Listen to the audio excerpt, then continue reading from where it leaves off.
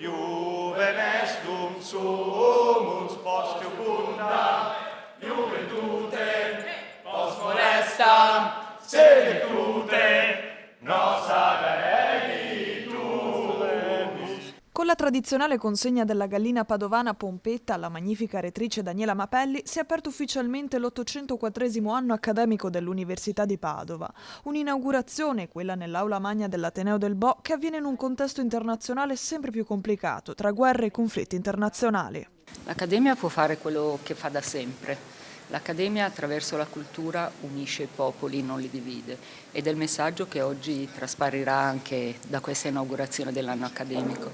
E non è un caso, con noi c'è l'ambasciatore di un paese straniero, abbiamo l'ambasciatore del Messico e oggi vedrete che parleranno dal podio non solo i nostri studenti nazionali ma anche una studentessa che proviene dalla Palestina, quindi con un'apertura veramente internazionale. Presente alla cerimonia anche il presidente del Veneto, Alberto Stefani, che proprio tra quelle aule si è laureato con 110 lode in giurisprudenza. Stefani riporta al centro una questione che tocca direttamente il futuro dei giovani, la cosiddetta fuga di cervelli. Quello su cui ci dobbiamo interrogare è piuttosto come il nostro territorio deve diventare attrattivo perché poi queste esperienze internazionali vengano spese in Veneto. Su questo stiamo lavorando come primo atto che ho fatto da presidente della regione del Veneto, è stato quello di convocare un tavolo con i rettori delle università pubbliche che stiamo via via integrando. Prima stavamo appunto parlando anche dei risultati che stiamo ottenendo in questi giorni per stilare un programma condiviso di attrattività dei talenti che presenteremo nei prossimi mesi. Vi assicuro che sarà un piano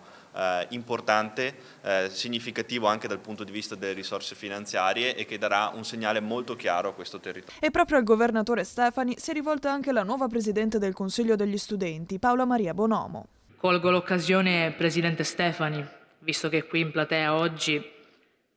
Le sue promesse sulla copertura totale delle borse di studio sono cruciali per migliaia di studenti, come lo sarebbero state per me, che l'ho ricevuta in ritardo di 12 mesi, chiedendomi ogni giorno se mollare tutto e se tornare a casa. Perché ormai lo sappiamo, quando in Veneto il diritto allo studio somigli più spesso ad una corsa ad ostacoli che ad un diritto costituzionalmente sancito.